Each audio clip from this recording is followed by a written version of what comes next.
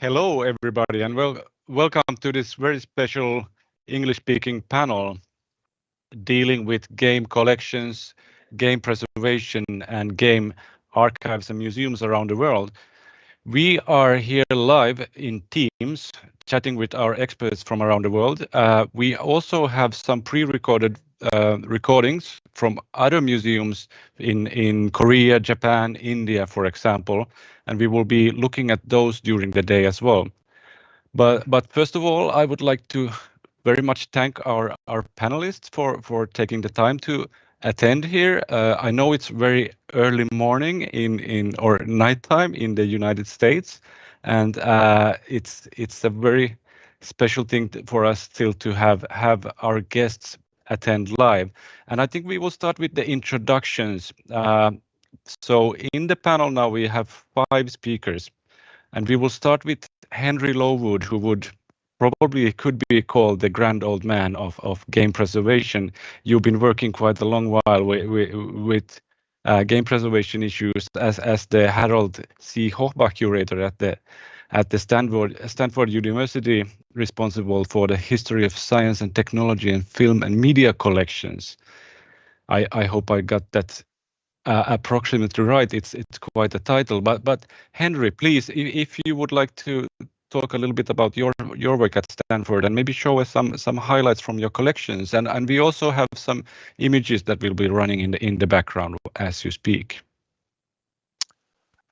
Sure.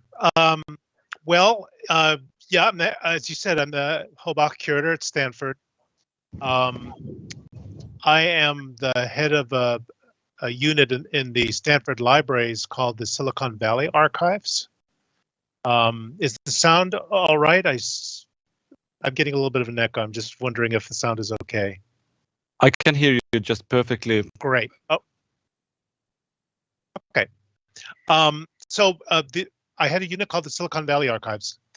That has been going now for, my goodness, almost 40 years. The focus of the collections is the regional development of technology and entrepreneurship and all the impacts that Silicon Valley has had on this region and, of course, extending out to the world. Games are a big part of that. Games, along with other kinds of software and many other technologies. I think it's true that I'm just going to say it's true, and somebody can contradict me if you know otherwise, that Stanford acquired the first, as an institution, Stanford was the first institution to acquire a historical software collection, the Cabernetti collection. That was in 1998. That collection was primarily games. So games from the early 1970s to the early 1990s, electronic games. So we've been doing this quite a while. In fact, we're still working on preservation issues and access issues associated with that original collection, the Cabernetti collection. I'll say just 2 other things and then I'll stop. The first is that maybe the 2 distinctive things about what my situation would be that, number 1, I'm at a university. So that means that the community I work for is more the research and instruction communities first at Stanford, and of course externally as well. We aren't as much of a public-facing institution as some of the others represented here today. And the second is that I'm in a library, not a museum. So as you can see from the image there, our focus is on documentation. Our collections are heavy on archival collections related to the history of games,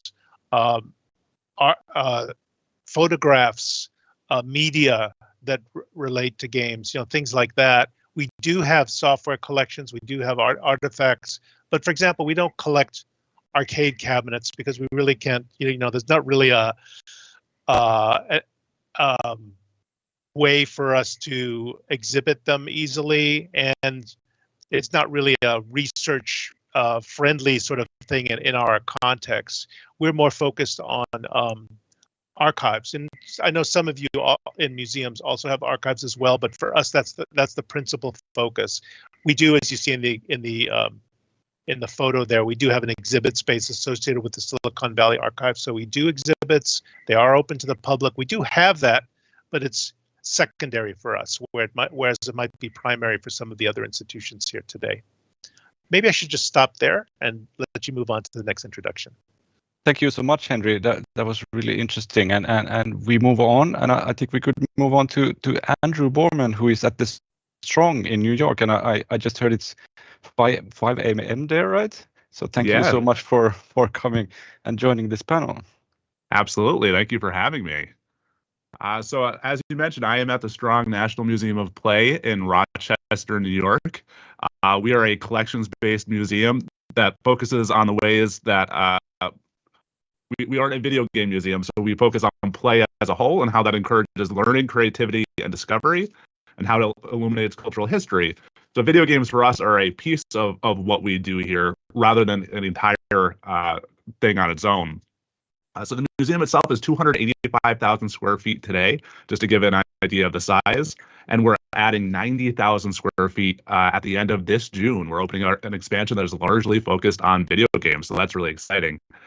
Before we get too much into the museum, I'll mention as the digital games curator, my job is primarily to build the collection of digital games, things that are being created today or in more recent video game history, which is always interesting because video games are such a young medium compared to some of the other things that you may hear about. But I also work on the preservation of the physical games in our collection as well, knowing that we want to keep the games accessible not just today, but 50 years from now, 100 years from now. What is that going to look like? How can we do that to make sure that we're not just collecting, floppy disks that have nothing on them? That doesn't really serve anybody. So we're home to the World Video Game Hall of Fame. Our Women in Games initiative is absolutely incredible, focusing on stories that really haven't been represented in video game history. And that will be a big part of our expansion as well. To give an idea of the size of the collection, which is perfect timing, we have about 550,000 objects in the museum, everything from the tiniest doll shoe through video games, board games, RPGs, to even our carousel is actually, I think, our largest object at this point. About 60,000 of those are related to video games in some way. So that's everything from the games themselves and the hardware to things like statues, to action figures that are related to video games. Among those are 350 arcade and pinball machines, but then we can really start to dive into things that I think really make us unique in terms of we have prototypes of arcade games from companies like Atari, some of which you can experience in the Atari 50th anniversary collection, where we have one of two of the cabinets for Maze Invaders, which was never released. Now we're working with game companies to give back to make things more accessible in really unique ways. We also do have a library with over, I think, 225,000 volumes of books, trade catalogs, research papers, and that sort of thing. But then we also have company archives and smaller archival collections that really make up the whole history of play. But to focus on video games today, that includes what was left of the Atari coin-op division when they shut down. We have company collections from Broderbund. We have a great collection from indie games that we're really trying to grow right now, especially American-made indie games. We have collections from people like Carol Shaw and Joyce Weisbecker to talk about our Women in Games initiative, collections from Midway, companies like Microsoft, and many, many other individuals. We don't have enough time to get into all of them right now, but I'll highlight one object that I think is really interesting. We actually have the only known copy that's known to exist of the Super Mario Brothers 3 prototype that what would become id Software had created before jumping into Commander Keen, and then, of course, eventually Doom, which is a really exciting piece. So I think I've talked enough. The museum itself has been around since 1982 when we opened to the public, and we continue to go strong today. So thank you again for having me, and congratulations. Thank you so much, Andrew. It's very, very interesting to hear about your collections as well. And I think we move on with the introductions. We still have 2 institutions to go. And now we come to Europe this time, to the Computerspielemuseum in Berlin, which has also existed for quite a while. I remember when we were planning the Finnish Museum of Games back in the day, we visited and were very excited to see the collections and the exhibitions that you have on show. But now this time we're joined by Nicole Hanisch and Martin Görli from the Computerspielemuseum, and maybe you could, or we will actually start by showing a short video of your exhibition space. It's a roughly 1 minute video, and we will start looking at that now.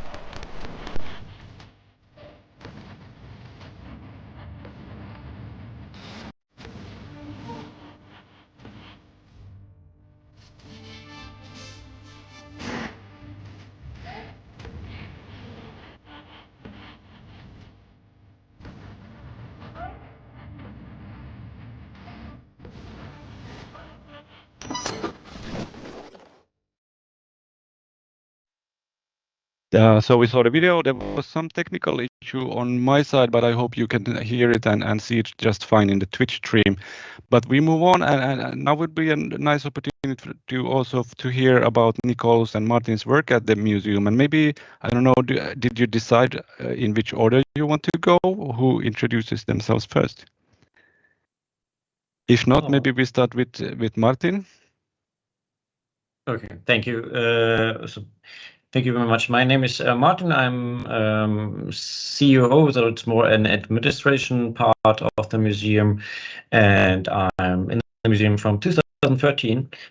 But the museum is much older. We started in 1997, so we celebrated or not celebrated last year because it was a very difficult year. 25 years of the museum. We are a non-profit museum, but a private one, so it makes some decisions harder, or some parts of the work are a little bit more complicated. And maybe now, Nicole, and afterwards I will say maybe some more words about the museum. Hi, my name is Mikko Heinosen. I'm project manager at the Computerspielemuseum. I'm also responsible for researchers who are coming to the museum and want to have access to the archive. At the moment, it's mostly PhD researchers or a bachelor student who is doing a work about controllers. So we are helping them as best as we can with our archive, with our exhibition and our knowledge. So yeah, I think Martin can go on about the history of the museum. Thank you. I will show some pictures of the museum again to maybe not to have to see my face for that all the time. We are a very interactive museum. We are located in the center of Berlin, or a little bit more eastern part. We are a private-owned museum, which is non-profit. You can see at the entrance the building has a history. It's a part of the old eastern part of Berlin with the GDR, and it was called the Café Warschau, which is also very important for us to show some GDR games or GDR arcade machines in our exhibition, which we see maybe a little bit at the end. We are more interactive than maybe other museums, and we have also arcade machines. We are trying to show some maybe more smaller games, also something which you maybe didn't catch in the last 20-40 years or in the computer games history. And we are also trying this very often in showing it in temporary exhibitions in our museum. We have a great hardware wall, which we are very proud of. So we are showing some unique gaming machines or consoles which are more not so often seen, but we are also showing some old stuff like the Pong arcade machine, which is always the same in every tour. You have the small details which can explain how it started and what's important with games. Like it has to be accessible, and Pong is the first example which you can show very easy how it has to be done to be accessible. You have temporary racers now. We have, but we have also some art, and this is a special one. It's the Paint Station. It's one of our famous game machines which we have. It's not easy to handle, and you have to really decide if you want to play it. It's basically Pong, but at the end you get punished if you don't play right, or maybe if you want to get some points, because for every punishment you get a point. But we have also some new stuff, old stuff. To the left we see the arcade machine from the GDR, the Polyplay. And we have in our archive more than 40,000 games, 12,000 magazines, and as Nicole said, we are always willing to take in researchers which are trying to find out new stuff about the games, and we also try to educate. We have a lot of children or school classes which will come to the museum, and we are hoping to try to reach everybody and say that the gaming culture is very important, and it's an everyday culture. So everybody experiences like 50% of the population in Germany is playing in some kind of way. Thank you. Thank you, Nicole and Martin. Really interesting to hear about your work at the Computerspielemuseum. And I guess last but not least, we have a panelist from Estonia, from Tallinn, Camille Laurelli from the LVLup, which is part of the National Library in Estonia, and we had the chance to meet up in last autumn and chatted about game museums and game collections. And now it's very interesting to hear about your work. And I see you are sitting in the middle of your exhibition. Yes. Thank you very much for the invitation. Is the picture is correct? I see it's a bit. We can see it just fine. Thank you. There is delay. Sorry. Okay. So yes, I'm French. We are in Estonia, but I moved a few years ago, and so the museum was created in 2018. We started in a factory called Arsi Maya. It's a bit like abroad from the center, but it's pretty much in close to the center. With my colleague Andrzej Wojciechowski, who's not there. We, of course, so you can yes, exactly. So that was like how the museum started. So it was an old metal factory, Soviet factory that was was not working anymore. So as I used to have a studio in the building, and with discussion with the owner, we managed to get the place to build this idea of the museum. But this idea came out. So now we are working at the National Library for many reasons, as this came out from the COVID period, while the financial situation was too hard, as we are not.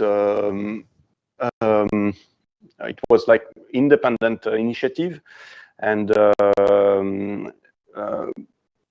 we didn't have any financial support. So everything was made mainly from what we could do. So usually the furnitures were found on some people getting rid of their things, cooperation with second-hand shops and things like that.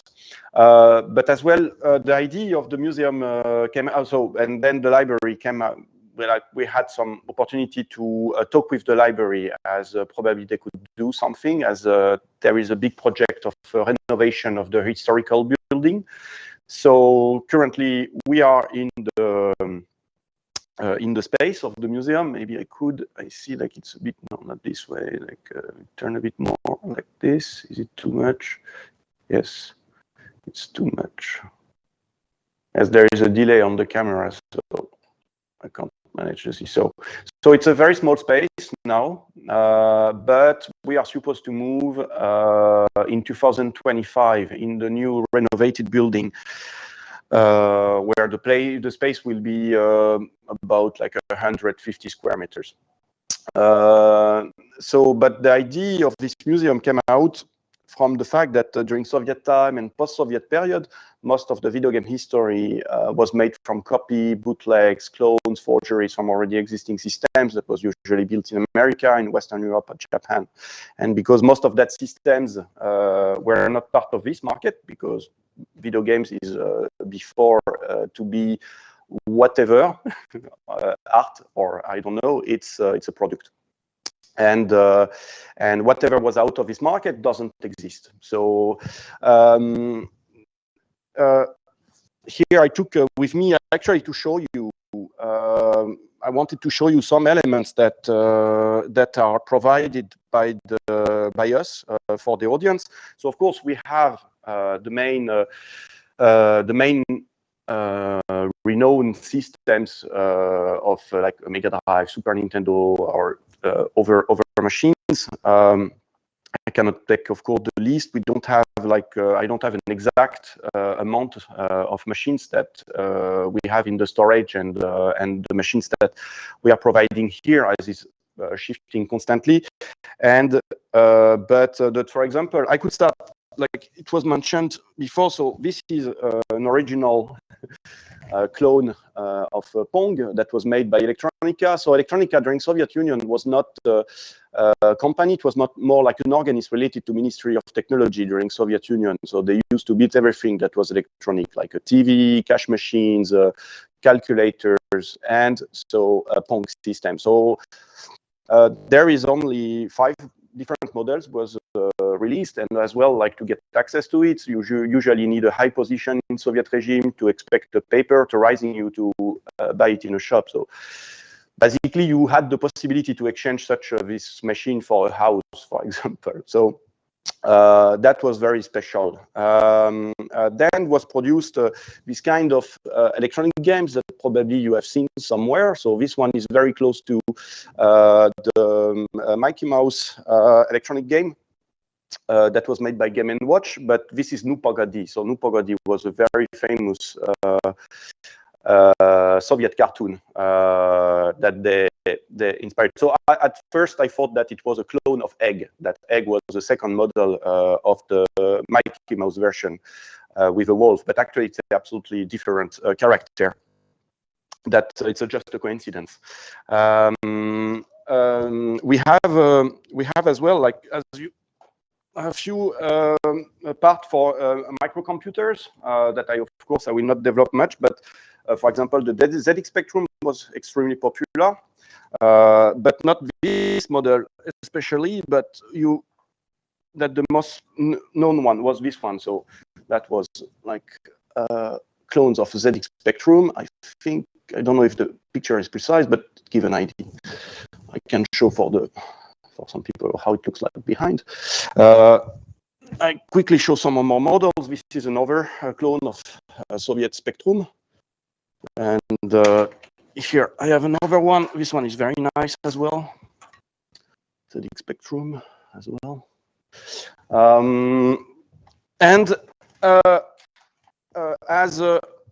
Then in the early 90s started to be produced this Tetris game that is called Brick Game. So this is extremely popular here.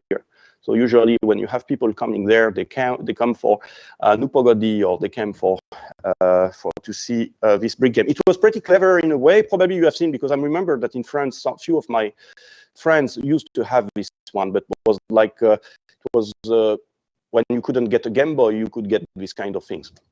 It was pretty clever because like there was built-in games inside. You had car games, shooter games, platform games, and all the graphics was made from Tetris blocks. So very cheap, but pretty clever in a way. But the masterpiece is actually, where did I put it? The masterpiece, yes, is the Dandy.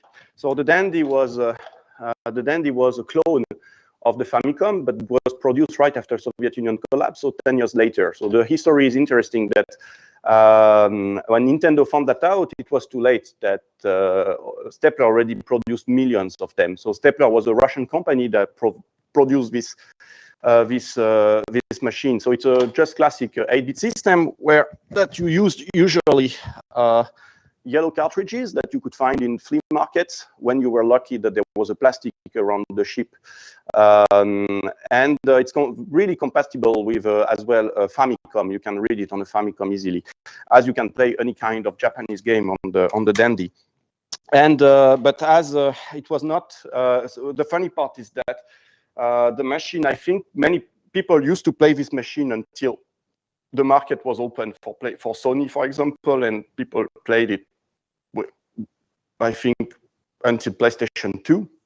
PlayStation 1 was too expensive, and usually you could find it was a bit, it became popular because there was a lot of pirate games, of course, but you had to buy it, you were buying pirated games for the price of an original game, so it was not popular as it was abroad.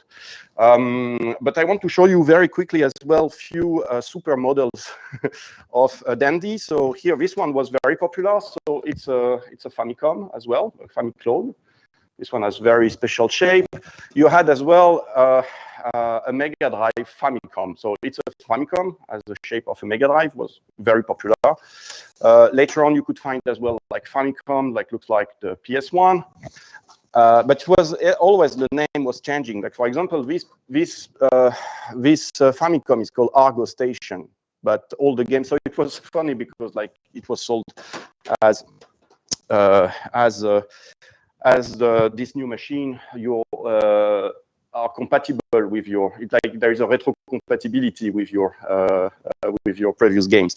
But later on started to be sold this kind of machine. So that was the last generations of Dandies.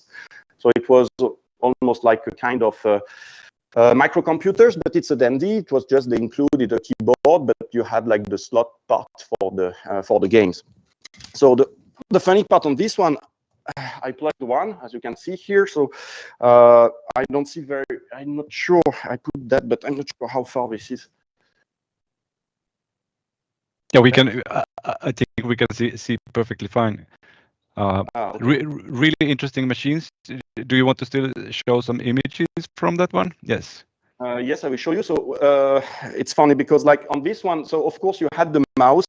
We don't have time to show you the mouse because it was sold as well with software systems for like Words or like clone of Words or Excel. It's very funny. So here I put this kind of cartridge, and actually you can use the keyboard itself as the controller. So you have the A and B button, and you have the D-pad there.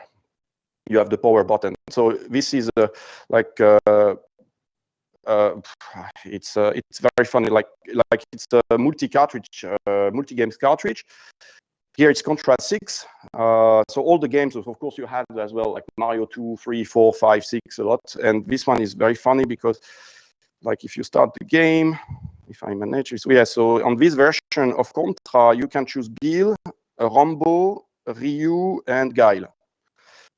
And yes, and then it's working like any kind of regular Famicom. So you have the A button, B button, and of course you had slot if you want to put controllers.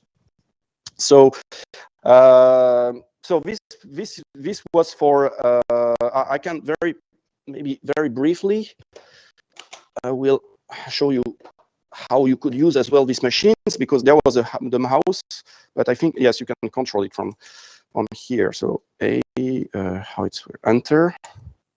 Yes, A. So here is a multi-cartridge with some softwares. So here, as you can see, it's Word version 1.2. So and then you can write with your keyboard. But here it doesn't work. Probably the keyboard on this version is not working properly. It's not working. But you have as well like clones of. So that's another kind. So here is called the Victor. So that was exactly the same kind of system. You had as well like a clone of Mega Drive that was possible to find, and you could get like really interesting games on it. Like here we have Alien 3 with a Predator as on the cover. You could play Assassin's Creed on Mega Drive, but on the back it's Dragon's Lair. You had Super Mario on Mega Drive as well. That's the funny design of Prince of Persia for Mega Drive. The covers are really something special as well. For Mega Drive, here I have few samples, and I will probably finish with that. Here we have like Asterix, and it's funny because in the back of the cover, it's actually screen. It's photography of the CRT working. I have one which is there is for Mega Drive, Donkey Kong 99. I don't know if we see clearly. This one is pretty clear with the visuals of the. So it's a photography from the directly took on the CRT to make the cover. Here we have a very nice Ghostbuster. We have like the Rampage edition of Jurassic Park 2. There was the one, of course. So, but they are exactly the same game. Here, this one is nice as well. That was the kind, so it was multi-games cartridge. And it's funny because the Michael Jackson game is called Dangerous Tour. So probably it was Moonwalker. So yes, so that's the kind of things that are interesting us as most of these materials that was very popular here are disappearing now, and it's very hard to have them back. Thank you. Thank you, Camille. And yes, and now the work that we do at the library is thinking about the legal deposit of contemporary video game developer companies to have access to these goods. So I hope I was not too long. Thank you very much. Thanks so much. Really interesting stuff about the pirated games, especially, and that's something that we might get back to later on in the program. But thanks so far. Really interesting introductions. I feel it's 4 institutions here in the panel, and all of you are kind of different. And I guess the chat is also. I can see there's some comments on the chat as well. That is really interesting to get to know these different institutions around the world, and there's some questions about the pirated games especially. So maybe we get back to that. But before we move on, I think now is a good opportunity if the panelists have some questions to each other about the institutions that you have just presented. Is there something that you want to know more about? Maybe not. Then we move on. Yes, sorry, Martin. Yeah, I would be very interested in Andrew and the work on modern games, how they, because it's also a legal problem in Germany, how to get a game which is now published on a streaming platform, on gaming platform with DRM and other security measures, and maybe also not the willingness of the people who are publishing it to get it as a copy on a disk, on a drive, and how they are archiving it on a server, or maybe is it a floppy disk, or is it a magnet disk for every game, and that's why they need so much space. I don't know how they are doing it. Maybe you get some information about that. Would be very interesting. Thank you. Yeah, sure. So obviously digital games are such a big part of what gaming is nowadays. So it's a huge problem with no one solution for every single situation. You know, we're lucky in the sense that we have the ability to buy things. We do receive donations every year, obviously, but we can just go out and buy the material that we need. So that's a big part of how we're just acquiring digital games, just like somebody else would. But there's still issues around long-term preservation of those games. As a museum in the United States, where we have certain exemptions to what is the Digital Millennium Copyright Act here that allows us to do certain acts of preservation legally. And that includes basically going around DRM specifically for single player games. We don't currently have the ability to go out and recreate World of Warcraft or for one that's not around Motor City Online or a game like that. But we do have the ability to do a lot of the things that, even a pirate community would, in the sense that we can just back things up in whatever way, shape, or form that we can. That goes everything from cartridges. I have a ton of cartridge readers and that sort of thing to the digital games. That doesn't necessarily solve the long-term issues of preservation around digital games. Unfortunately, that's going to be a team effort. I think where we're most successful in digital games today is working with developers. That can be the limited publishers that are publishing indie games on physical formats. I, of course, love to have a physical format of a game when they exist. But then it's also talking to the developers themselves. Will they provide us a version without DRM? Are there things that we need to be aware of that are going to be an issue, things that we may not think about? There's certain games out there, for instance, that use voice recognition in the game, that use that need the online services not just as a DRM feature, but actually as a feature of the game. So think about if it's using the Facebook APIs to do that voice recognition. When those disappear, what is going to be left? And unfortunately, the answer is that we're not going to be able to preserve a playable thing for every single game that exists. If that is our goal, we've already failed. There's already games that are no longer playable. And while a game like World of Warcraft will have a ton of fans looking to preserve it, the other game I mentioned, Motor City Online, the only way to play that was a debug version that some person on the internet happened to find, which that's piracy at that point. That isn't a preservation thing in the same sense. So not every game is going to receive equal attention, unfortunately. So what is it that we can do beyond just the preservation of a physical game or a playable game, be it digital or physical? And that's where we start to look beyond the games themselves. That's where we look at our libraries, our library here, to preserve magazines, articles, that sort of thing, because that's going to be really important. That's where we look to our archives to show how games were made. That can include things like the source code, game documentation, all that goes with that. So even if we can't play the game, we have some representation of what that game was. On my end, I'm actually sitting in a brand new preservation and research lab where researchers who are coming to the museum can play all sorts of games. But it's also an area where we can record video using the latest in technologies, because we think video is going to be increasingly important, especially 20 or 30 years from now, as the original hardware starts to die. As great as emulation is, it's still emulation. It's not the original thing. It's not the original interface. So how is it that we can preserve some record of what that was? Because even if we preserve a game, that doesn't mean we're going to have a computer to play the game on. So all of those things are really capturing how we're preserving games. Obviously, we would love to have a playable version of every game that we possibly can. But we really, to be realistic, you need to look beyond that. And I think when you combine all those things, that is how we'll have the most complete picture of what games are, especially today. Thank you. It's a very interesting concept. It's not interesting for us. It will be a barrier which we have to breach, still have to breach. It's not yet there. We are still on a focus. It has to be playable. It has to be on the original consoles. It has to be. We have to show it like the people who saw it the first time, which is.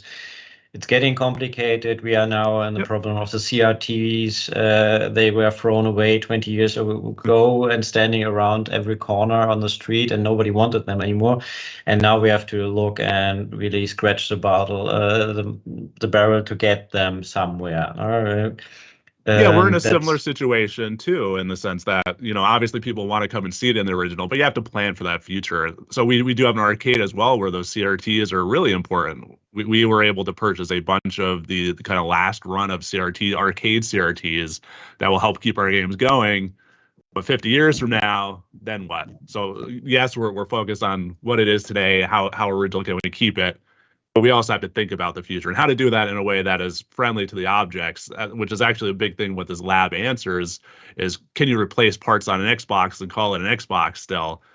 we want to keep our original hardware as original as possible. So everything in here are not museum objects anymore. So that can help us keep things accessible into the future. The one question to the CTR, when I can follow it up, how do you see the point that can you still use an CTR which is not the same as the first versions, which are curved, and the later ones were flat, and it doesn't have the same finesse like the first one or the old school look?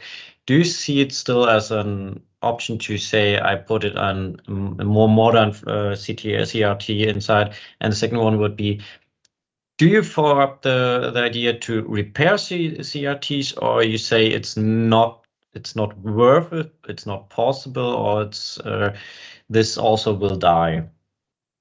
We repair CRTs as much as humanly possible. We have a full-time arcade conservation technician who works underneath our conservator, who works on kind of the general museum objects, including video games.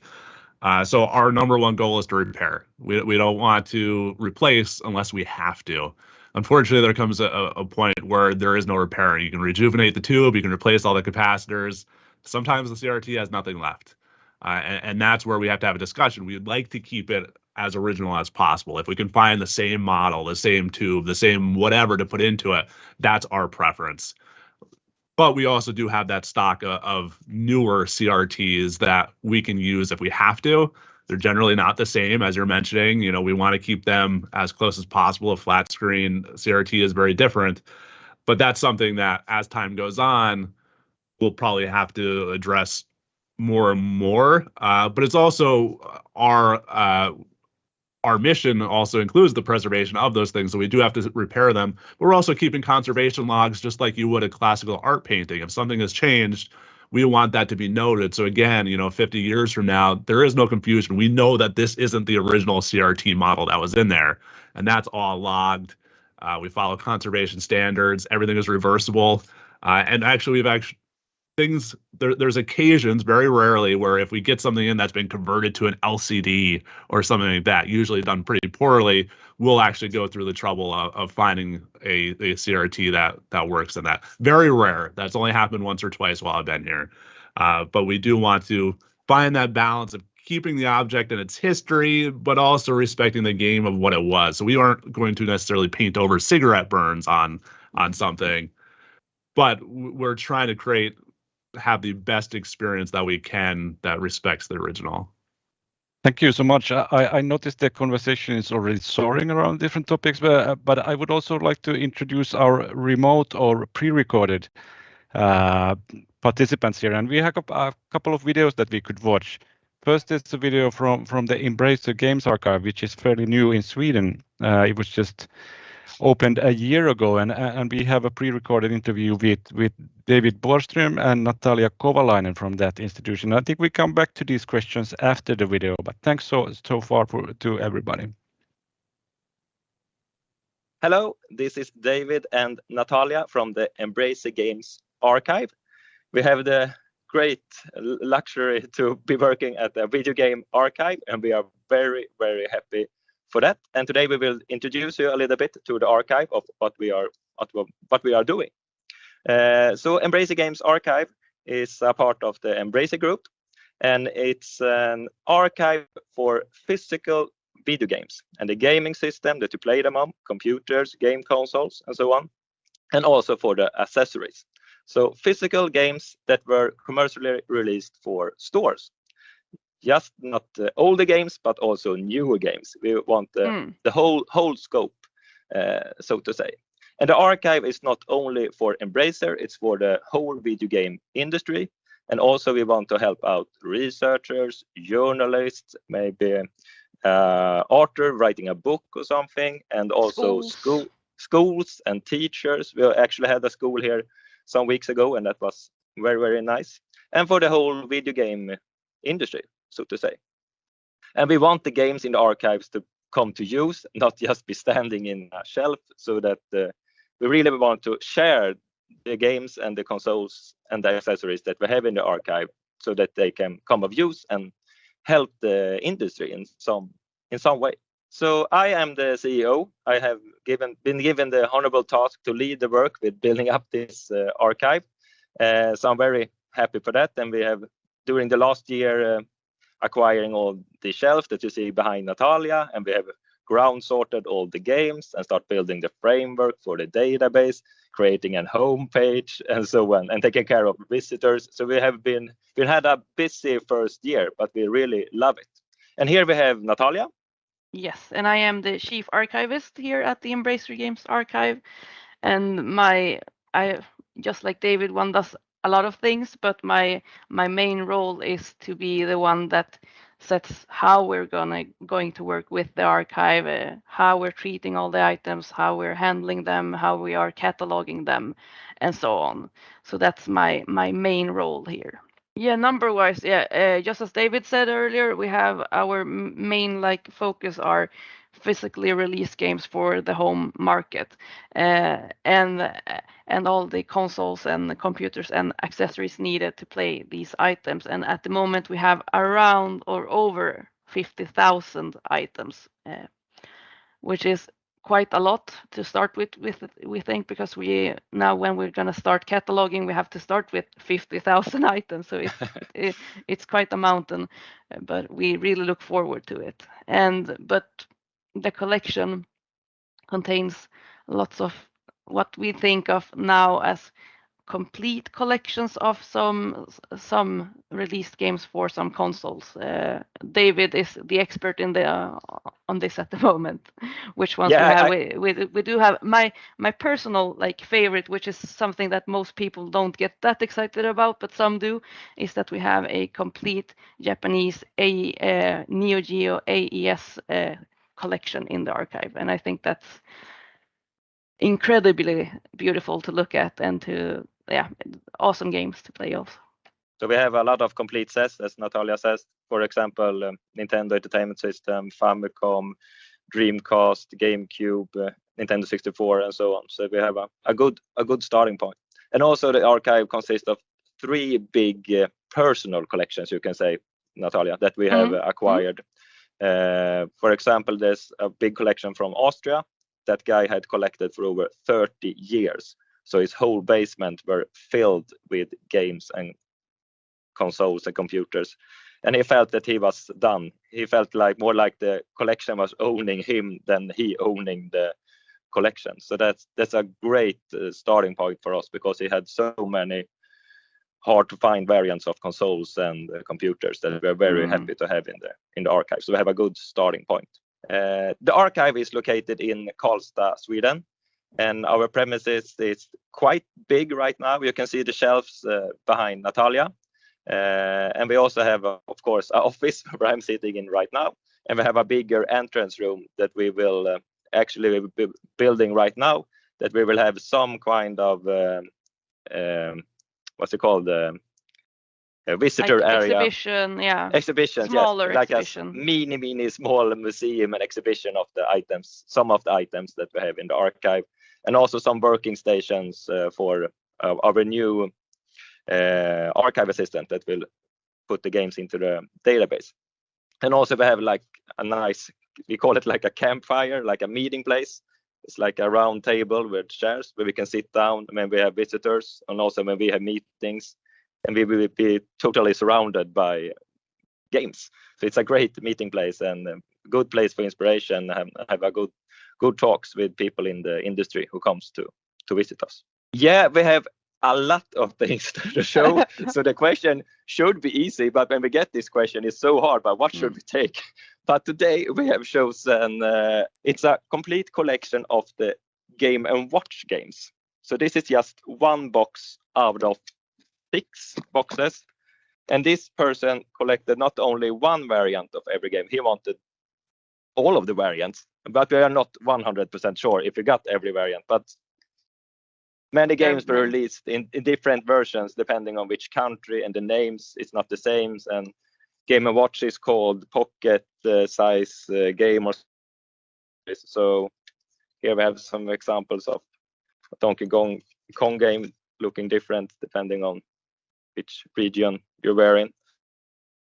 Yeah, just digging through this box is it's amazing, and we're really looking forward. We haven't had the time yet to go through this box. Actually, we have just lifted up some games at the top, but this collection of complete set of Game & Watch, I think it's really, really amazing, and we are very happy to have this in the archive. Because we see that having a collection of things gives context to another. Like one game gives context to another game, so it gives something more than to just have one special item. Sometimes actually seeing them together is the special thing, is the uniqueness. And once the thing that we haven't really talked about that is also important is that we're not just aiming to have one version of every game. Our aim, even though we know it's very hard to achieve, is to have a copy of each physical release of the game. So one game might exist in multiple languages or multiple type of releases, and we would really want to have all of them. And that's, yeah, we know it's a big aim and it's a big goal, but it's good to have big ambitions.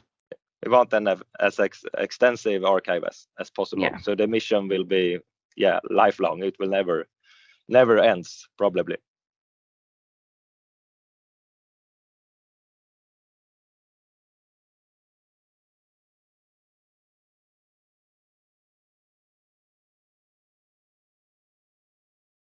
And I would like to start with Henry.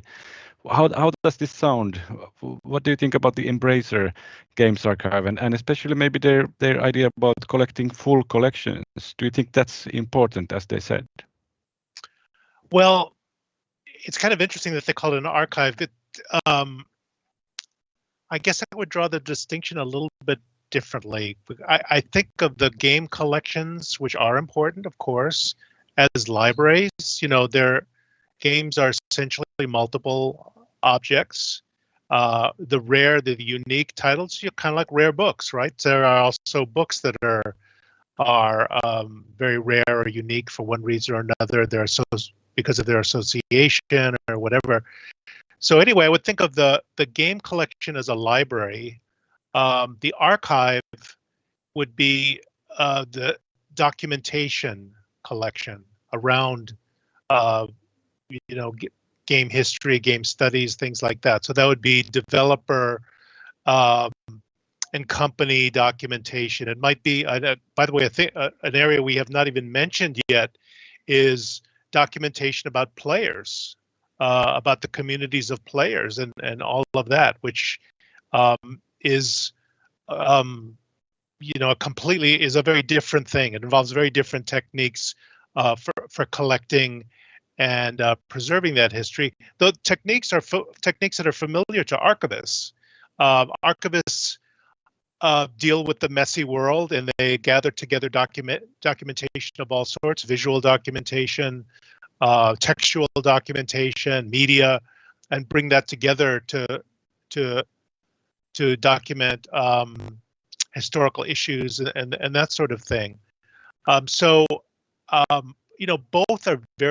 Both the library and the archive are important. I think, my final thought on that would be drawing that distinction is one reason that institutions should be different. That we shouldn't all be doing the same thing. Some institutions are going to be better at building library collections. Some will be better at focusing on what's needed for public exhibition and education. Some will be more focused on archival documentation. I mean, that's more what I'm focused on, say, than building a collection of games, although we do have a collection of games, of course. So I think that just argues for different skill sets, different institutional commitments. None of us have unlimited resources, so we should focus on particular areas, and most important, collaboration among the institutions, so that the work that's done at one institution where we have a Game & Watch collection, we know that exists somewhere. If there may be another institution that happens to have the papers of Nintendo engineers or people who worked on projects like that.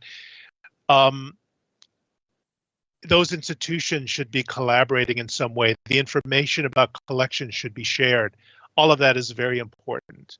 So I mean, that's what I think about. I have to say, when I see when somebody's doing something completely different from what I'm doing, it's exciting to me. It's not like I feel like, oh, we need to do that too now. I feel like, great, another institution is taking that approach that's different from ours. That's a good thing. Yeah, I totally agree, and I especially liked how Embracer, with their quite big resources, was also aiming for the collaboration. I think that's a really nice thing. There's definitely something that we can learn from each other. I think this panel already is an important step towards talking more, sharing knowledge, etc. Maybe we could give the voice to Nicole for a while. What do you think about watching the Embracer video? They were talking a lot about the preservation through use, how games should be understood through playing them. Do you agree or do you disagree?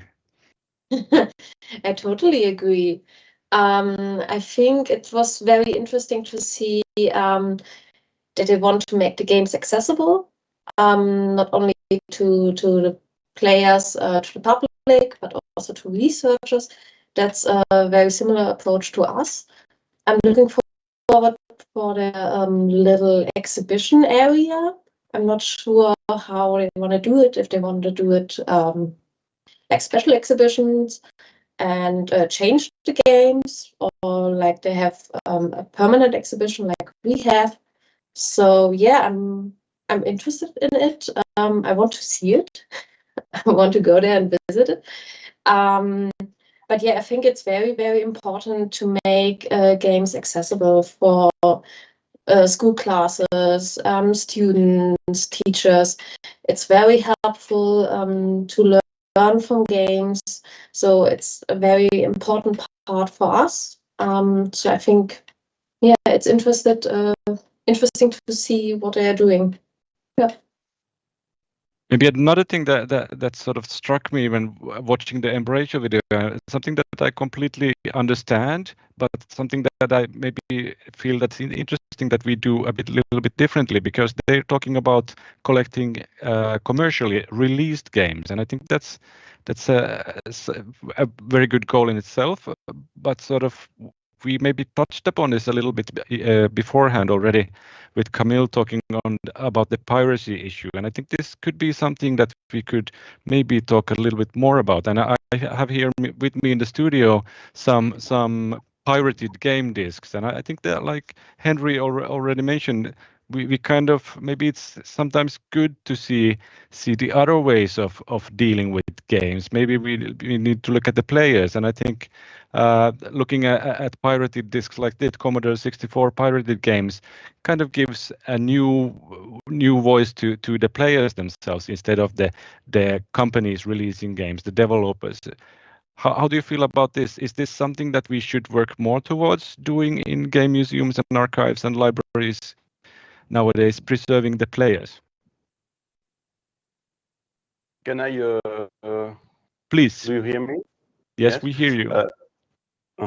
I think somehow it's a bit different. What you are showing is a bit different. I think we could compare it to, for example, what happened with the tape or with VHS, or that when it started to be accessible to public was to share a game.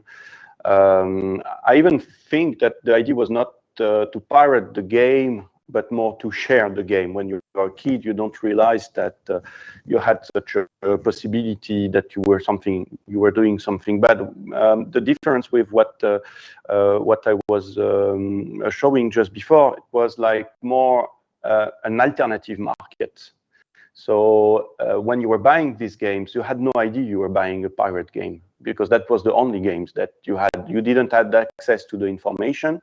It was just there, and it was sold in a shop. So there was no any kind of reflection. Oh, it's very cool. I can play this game here because I can't get it somewhere else. It's just that was the only version of the game you could get. And you didn't have the information from where that game is coming from. And but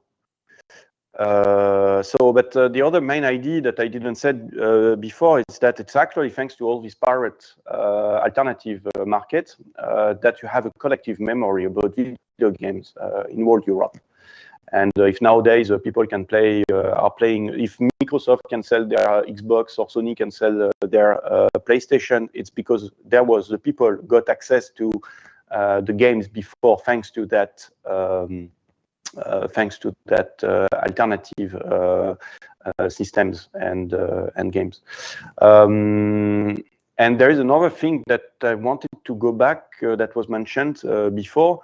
Was about this relation to the physical copy and the program that can be emulated, and definitely. So maybe it's obvious, and I'm opening already open door, but indeed there is, I think, things that I would like to call probably contemporary folklore or rituals that as well will be very hard to transmit, to share. Like I have when forgot there was one thing about yes. So I had just a simple example, like with the Master System, for example. Like it was you cannot preserve the fact that you have to push pause button, which is on the console itself, which is, of course, we could consider as a problem of design conception, but which is part of the history as well. And there was, yes, the example that was mentioned was, for example, the games with voice recognition to recognize the voice in a game. So there is a lot of challenge, and probably one of the options for such kind of things are, I think, for example, YouTube channels where many of that games, many of consoles have been tested and presented, where there is like a demonstration of how such a game or such a machine is working. So it's not like everything will be lost, and but definitely there is a big difference as saving a physical machine like an hardware and saving the software digitally. And it's, I think that's what it makes probably maybe the difference between a museum and a library. Thank you. What about Andrew and Martin? What do you think about putting the focus on the player instead of the games or the materiality of the machines? Yeah, so I think that's extremely important. I've been taking a lot of notes. I don't want to miss anything too much here. But really, you know, where it starts is with our own personal missions, right? You know, we're looking at video games through the lens of play, you know, knowing that play is important, it's essential. And I think that will ultimately impact exactly what every institution is going to collect, and that's okay. We need more people, and it's not just institutions that need to be doing this. It is the fans out there, the person that, you know, was cited in the Embracer video who collected for 30 years in his basement. Those people are important too.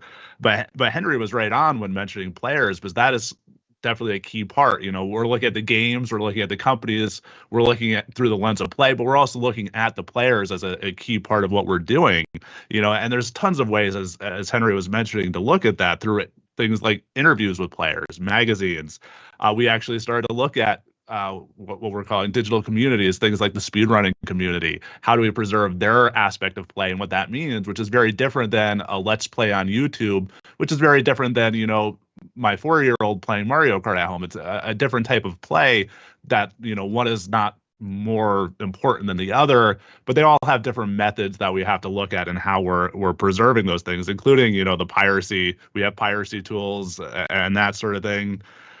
You know, mentioning the buttons, you know, there's a few DS games that you have to actually physically fold the screen, but then they stopped doing that because the 2DS and all that came with that.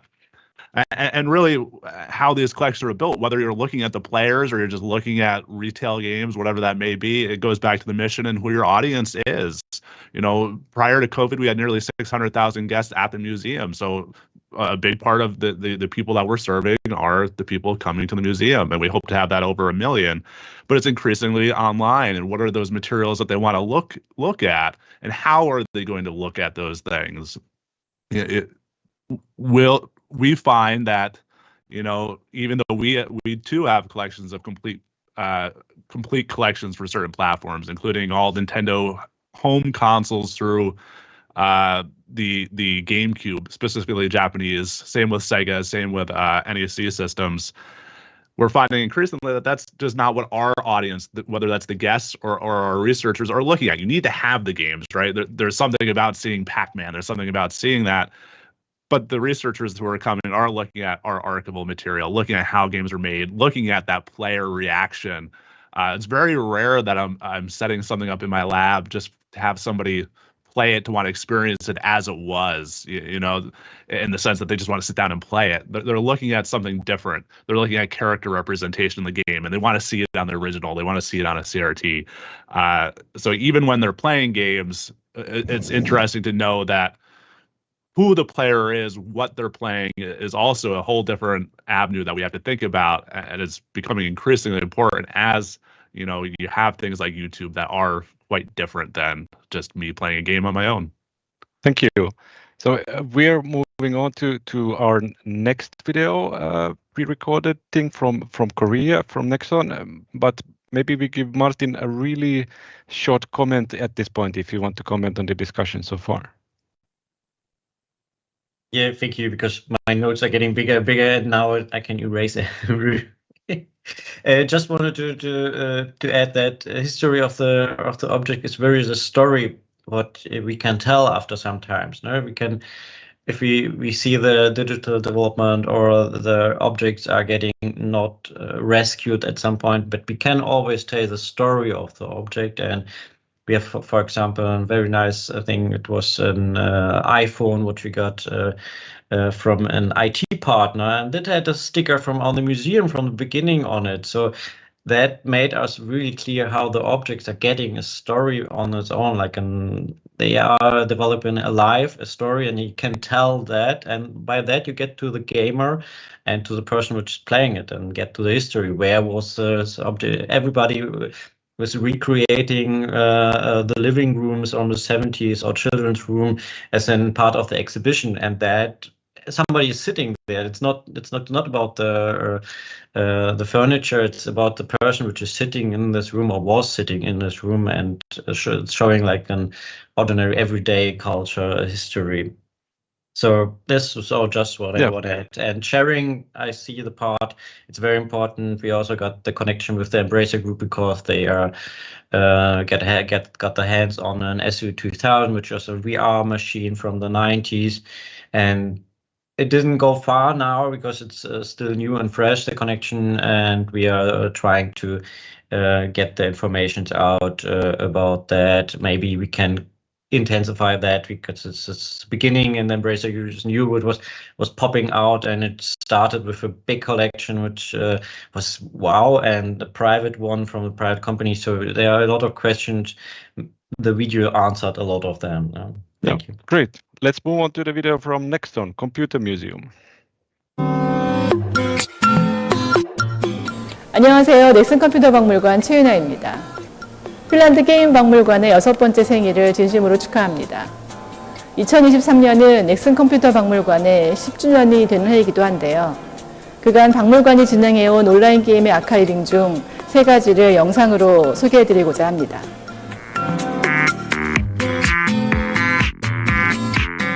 2013년 7월 넥슨 컴퓨터 박물관은 개관하면서 넥슨의 시작이자 세계에서 가장 오랫동안 서비스 중인 그래픽 MMORPG로 기네스북에 등재가 되어 있는 온라인 게임 바람의 나라를 복원하겠다는 계획을 발표했습니다.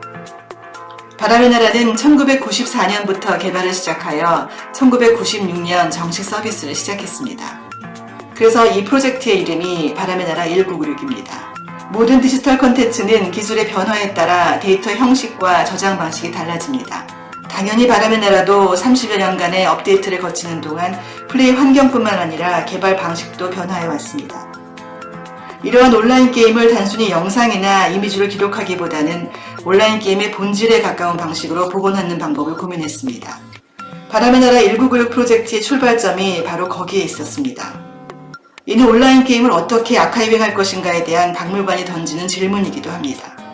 바람의 나라 1996은 실제 소스코드뿐 아니라 유의미한 시점의 플레이를 당시의 기술력으로 복원하고자 하였고, 최종적으로 리버스 엔지니어링을 통해 과거의 핵심 기능 중의 일부를 이제는 하나의 유물이 되어버린 어셈블리어로 복원하기로 하였습니다. 이는 박물관 개관을 계기로 바람의 나라 원작자부터 초기 개발자들이 모두 모여 적극적으로 참여했기에 가능했습니다. 약 1년의 시간을 거쳐 2014년 NDC에서 복원의 과정과 함께 성공을 발표했고, 이후 박물관에서는 물론이고 박물관 홈페이지와 바람의 나라 홈페이지에서 무료로 다운로드를 받아 자유롭게 플레이할 수 있도록 하였습니다. 발표 당시 2달 동안 약 6만 건 이상의 다운로드가 될 정도로 국내에서 바람의 나라 1996 복원 사례는 큰 이슈가 되었습니다. 바람의 나라 출시 이후 지금까지 온라인 게임은 대한민국의 게임 산업을 주도하고 있고 이제는 30년을 바라보고 있습니다. 넥슨 컴퓨터 박물관은 2019년 25주년을 맞이한 대한민국 온라인 게임을 재조명하는 전시로 게임을 게임하다 /인바이트 U를 개최하였습니다. 지금의 온라인 게임은 개발자가 만든 가상세계에 플레이어의 참여가 더해지고 그들이 만들어 놓은 데이터를 분석하고 대응하는 기술인 인공지능이 함께 플레이를 하고 있으며, 여기에는 공동체의 역사이면서 동시에 지극히 개인적인 서사가 함께 담겨 있습니다.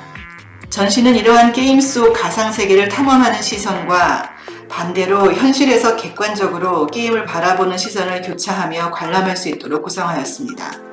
그리고 온라인 게임을 과거에 즐겼거나 지금 즐기고 있는, 그리고 앞으로 즐기게 될 모두를 초대하고자 했습니다. 그래서 전시의 제목이 게임을 게임하다 /인바이트 U입니다. 관람객은 온라인 게임을 플레이하는 것처럼 로그인과 로그아웃 과정을 거치며 넥슨의 대표 게임 IP를 기반으로 하는 19개의 작품을 체험할 수 있고, 인터랙션을 통해 자신의 관람 데이터를 축적하게 됩니다. 넥슨 플레이어의 경우 관람 데이터와 함께 넥슨 아이디와 연동하여 그간의 넥슨 게임의 플레이 데이터를 영수증 형태로 시각화한 아카이빙 자료를 출력해서 가지고 갈 수 있습니다. 이 전시는 2019년 레드닷 디자인 어워드 브랜드 앤 커뮤니케이션 부분에서 수상을 하기도 하였습니다. 가상 공간의 게임을 오프라인 공간에 구현했던 전시는 종료 이후 다시 온라인 공간으로 옮겨 계속 이어지고 있습니다. 언제든 누구나 홈페이지에 접속을 하면 가상전시 체험과 함께 관람 데이터와 넥슨 게임의 플레이 데이터를 확인할 수 있습니다.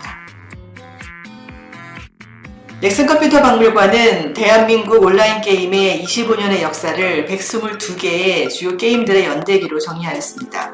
이 게임들은 모두 출시라는 과정을 거쳐 우리의 손에 닿게 된 게임들입니다. 그러나 우리가 만나는 게임들의 이면에는 개발자들의 열정과 시간이 담긴 수많은 미출시 게임들이 존재합니다. 여러분은 세상에 없는 게임을 해본 적이 있습니까?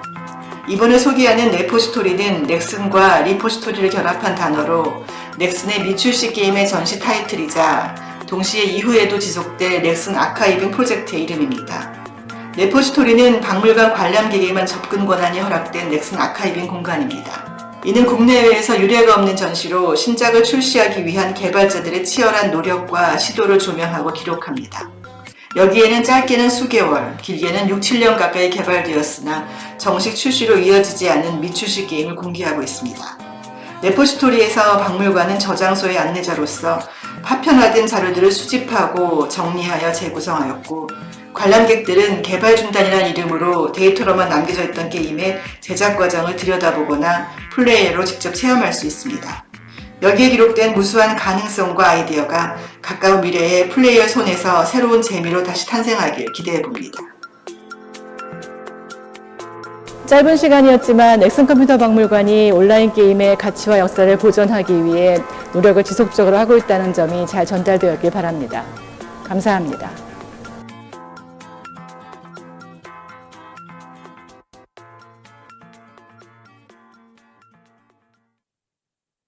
So thank you so much to Nexon Computer Museum for providing this very interesting video about their work with games. And we are getting close to the end of our panel, and it's been a really, really interesting discussion so far. But I still want to sort of connect a little bit with the ideas and the projects they're doing at the Nexon Computer Museum. And I would like to again start with Henry. I know you have a long history of working with virtual worlds like Second Life.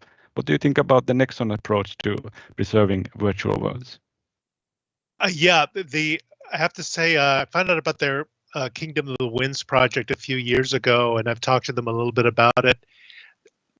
That is the hardest game preservation project to do. An online multiplayer game, you are dealing with all of the difficulties of software as a service, preserving that kind of model of a game that's constantly updated.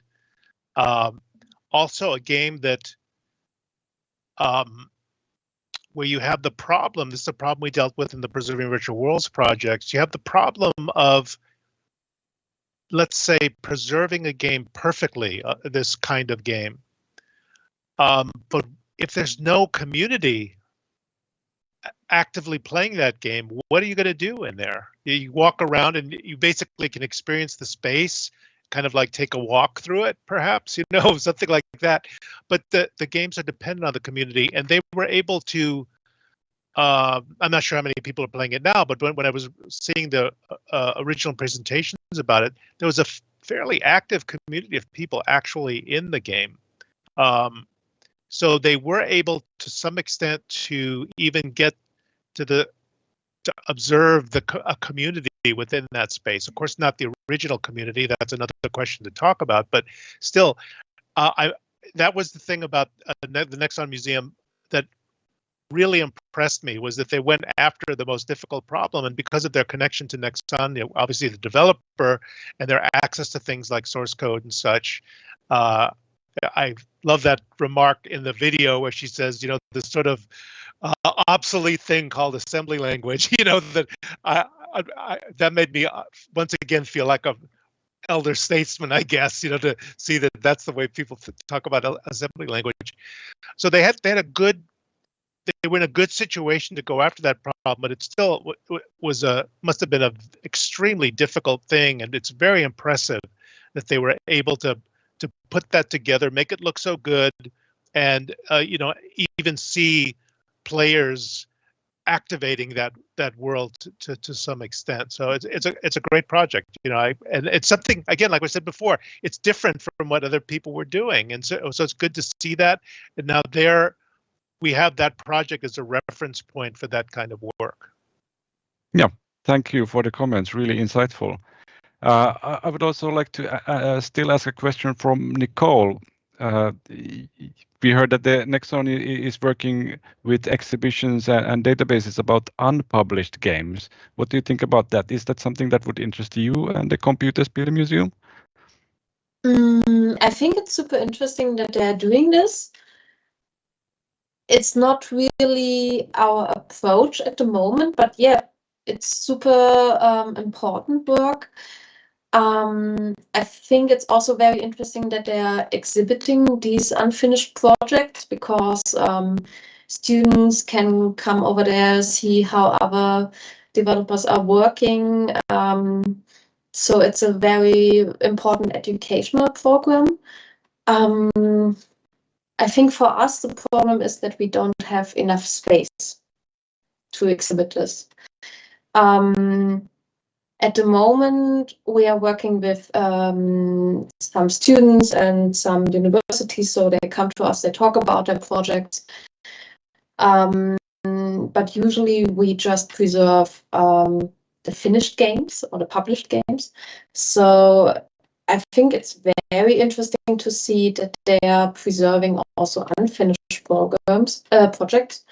So yeah, I think that's something we can think about in the future, but I'm not sure if we have the space to exhibit it like they do. So, but yeah, it's a very nice and interesting project. Thank you so much. So we still have two videos to look at, and we have a video from the archives of the Ritsumeikan Center for Game Studies, and we have a short video from the Gautam Sen Board Games Museum in Kolkata, India. And I would like to close with those, but before we do that, we still have some time for closing remarks from our panelists, and I would like to ask you to keep it short this time. What do you think is, what have we learned from this fairly short panel? What are the takeaways? Where are we heading with the game preservation? Any closing remarks? Yeah, then maybe I start. It was very interesting to meet the people here, and I learned a lot that we have to really work on our focuses. Like Andrew said, we have to focus on our main, what we can do and what we can do very good. And from Andrew, I take always the information now. We have to change maybe the perspective how to preserve. Yeah. It will be very difficult because we met also the museum in the Netherlands, which at the project that the developer decides which version goes to the archive, and he says that's the version 1.6, and that's I gave you, and you can do whatever you want to it, and you can show it and whatever, and he decides. And in our museum we decide which version we are collecting and it's also a history of luck what we get as a donation, but we decide it, and it's very important, and we have to take it in every discussion now that maybe we can have to look on other ways to preserve games. That's very important for us now, or for me now. And what I want to show, throw in the version of the immersion, the word immersion. How can you show an immersive way of the online games which were preserved? Can we show it somehow how their feeling was, and to play as a group, to play as an instant, how you can play it? And it's very difficult to show it in an immersive way, and maybe there's a way, but we didn't find it yet to show it how Fortnite was 10 years or 3 or 4 years ago, and today it's also very different. You have different acts of gaming and different modules which didn't exist years ago. Yeah, it's a very difficult question. Thank you. Thank you for the invite. Thank you so much. Any closing comments from the others? Yes. So unfortunately, I was not able to see the World Cup as my setup is not was not practical for that. But to come back on what was mentioned after that. Definitely. So there is, of course, this idea of the ongoing process, and I think the problematic of what should be preserved, I think, is very interesting, and all the side, yes, materials and all the side setup, as was just mentioned, for example, like LAN games or online games, of course, will be hard. But there is another, I think, sensitive topic is about art, and as video games is interactive design, this enlarge very much. Like if there is many artists as well producing artworks using video games. So that's the role of the museum or the institution showing such installations, but I think the technical challenge are very similar to what everyone's are doing there. There is, I think, some steps moving in a way that there is the ZKM in Karlsruhe, which is an art center museum about new technology, art and philosophy. That Niklas, I think now from that they are now they included they are part of FGAMP. But yes, there is some challenge as well with, I'm thinking about the MoMA in New York that are collecting video games, but in interactive design and architecture. So yes, this idea of preserving games as well is, I think is only a beginning. Even like I know that there is people now working for 40 years of preserving, working on that questions, and there is many other new challenge coming on, and I think it's just a part of it. So I hope I was not too much off-road. No, it's perfectly fine. Thank you so much, Camille, and it was really a pleasure to see the pirated machines you brought to the panel. Thank you so much. So maybe we move on to Andrew. Any closing comments, remarks? Sure, I'll make it quick. I mean, we've asked as many questions as we've given answers and information to everyone online today. You know, what is preservation was one of the questions we talked about in some ways. But really what this represents, this panel, anytime we do this sort of thing, this is showcasing that video game preservation is a worldwide effort. We need more people, more research, more money, resources, more developers, more institutions of all kind all over the world doing this sort of thing. But I think we're in a better place than we've ever been. I feel like we're also working on many of the issues that took some other industries, forms of entertainment, many more years, many more decades to even begin to grasp. I think this highlights that we're not alone. We can do all of this stuff together, and that together we can preserve the most complete picture of what video games are, what they were, and what they're going to be. So thank you for everybody being here today. This has been great. Thank you so much. The chat has been also, the Twitch chat has been super active. It's mostly in Finnish, but there's been lots and lots of comments. No direct questions to any of you, but people have been sort of feeling what you're talking about and enjoying the comments and enjoying the discussions. And I think that's a very, very nice sign. But I guess without further ado, I would like to thank you very much. Thank you for taking the time in the middle of the night, especially Henry and Andrew. That really feels great that you took the effort to do this. We will now close with two videos, one from Japan, the Ritsumekan, and another one from India. But thank you, everybody.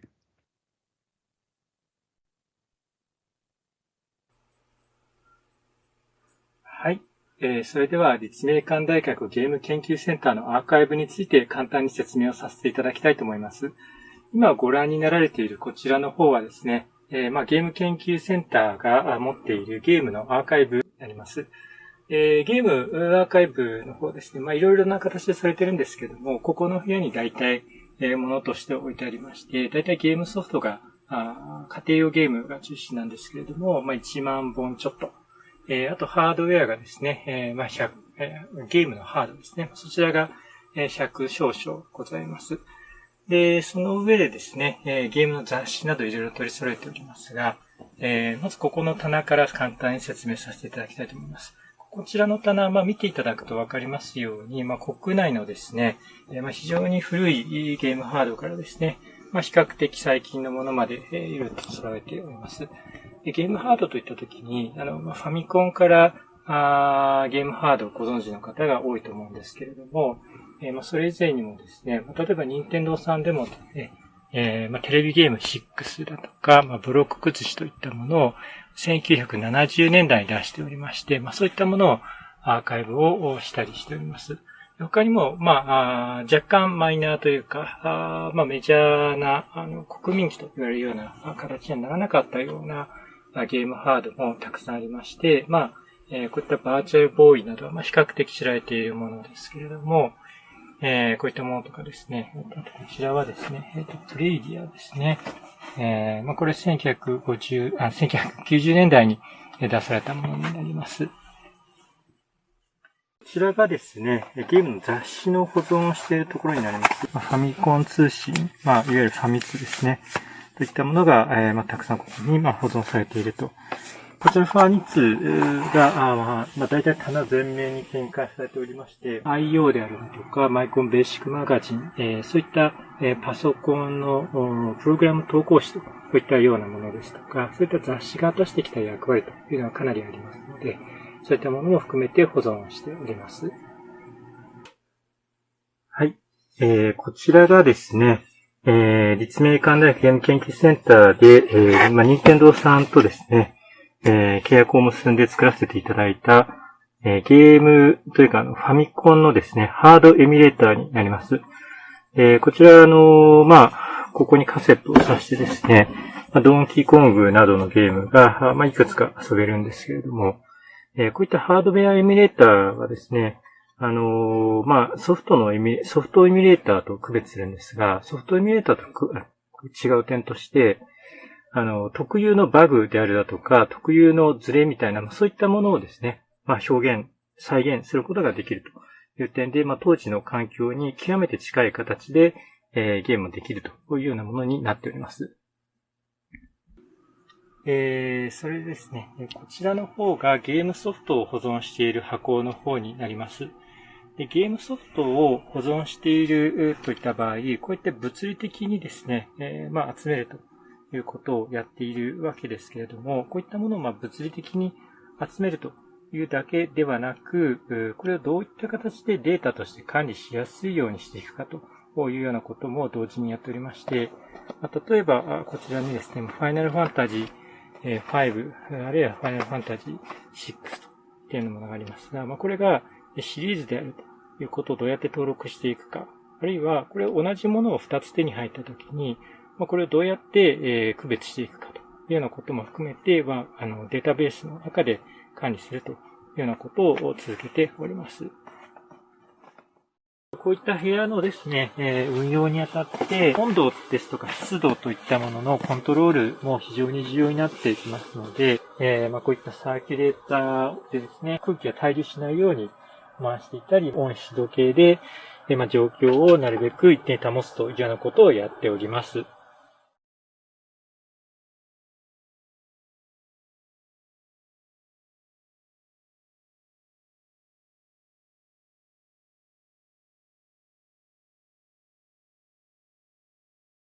Welcome to the Gautam Sen Board Games Museum. Now, this is probably the only such museum in this part of the world, that is South Asia. We have games ranging from ancient Indian games, and you can see the Ganjifa cards here, to games from all over the world, both for local and global audiences. We also have a range of modern games. This is for an audience or a group of people who haven't looked at so many board games earlier. The museum is named after my father, Gautam Sen, who was an avid chess player, and we have a chess collection in his memory.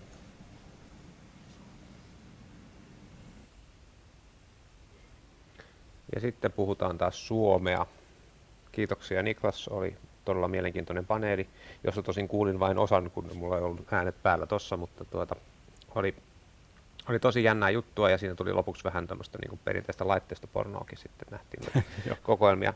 Olisi makea nähdä se Embracerin juttu tosiaan joskus. Kyllä, ja sitten myös tämä vaikutti tosi mielenkiintoiselta, joka oli tässä lopussa tämä japanilainen kokoelma. Joo, matkakohteita on kyllä aika paljon nyt jo kertynyt listalle, mihin pitäisi päästä kyllä, käymään. Ja tämä Viron museo olisi aika silleen niin kuin semmoinen helppo, että pitää sinne mennä ihan ensi tilassa tästä.